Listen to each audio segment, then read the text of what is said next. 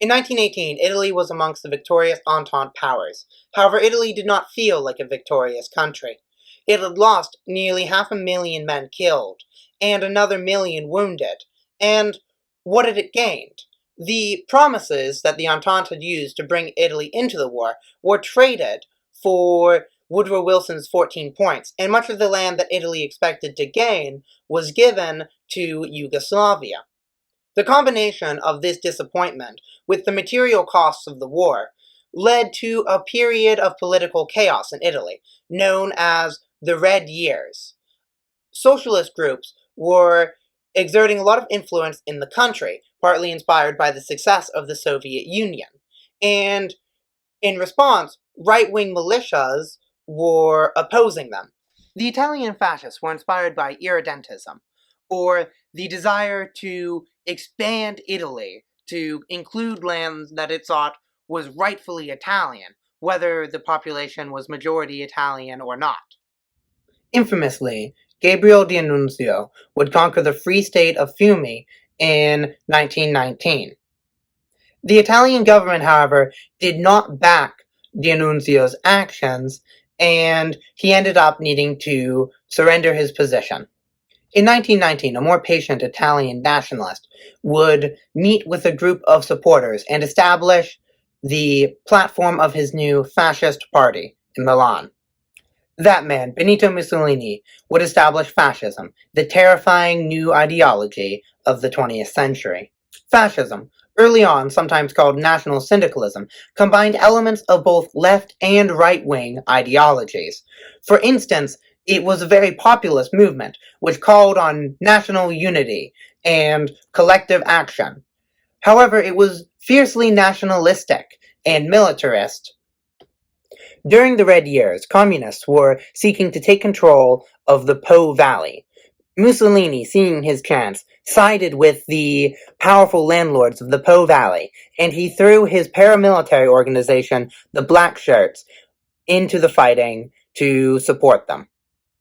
The Black Shirts, or Mussolini's personal army, were brutal supporters of fascism who would fight in the streets with anyone who opposed Mussolini. Mussolini used this support to run for office in 1921 when he was elected to the Chamber of Deputies. However, Mussolini still had to work with other parties at this time and was far from in power. Mussolini needed to somehow cause a national crisis in order to end Italian democracy and make himself the ruler of Italy. In October 1922, Mussolini would do just that with his March on Rome. Thousands of Mussolini's supporters, the Black Shirts, would march on Rome from 3 directions. This would end up leading to a crisis for Luigi Facta's liberal government. While Facta would attempt to use force to stop the Black Shirts, King Victor Emmanuel III thought the army and police would not be willing to fight against the Black Shirts, and instead called for Benito Mussolini to be made prime minister. The Black Shirts entered Rome on the 31st, exhausted and far from capable of taking the city by force, but it was too late for democratic Italy. Benito Mussolini had been made prime minister, and was now ruling the fascist state of Italy. What makes a dictatorship fascist? There are several key signifiers, such as extreme nationalism, a leader with a strong cult of personality, and being a mass movement with broad, but often not universal or majority support. Today we are going to look at Italy through the dual state model, which views fascism as a combination of 2 states, a traditional or normative state, as well as a political or prerogative state. The normative state includes things like the old government, whether that be bureaucrats or kings. And socially, you have institutions such as the Catholic Church in Italy, or the school system, or institutions such as the military or the judicial system, which existed before the fascists rose to power, and are able to exert influence on the leader once the leader is in power. On the other hand, you have the prerogative state. The prerogative state is the party that the leader came to power in, as well as the youth movements of the party, and in Italy's case, the Black Shirts, or the militant wing of the party, and the party's secret or political police force.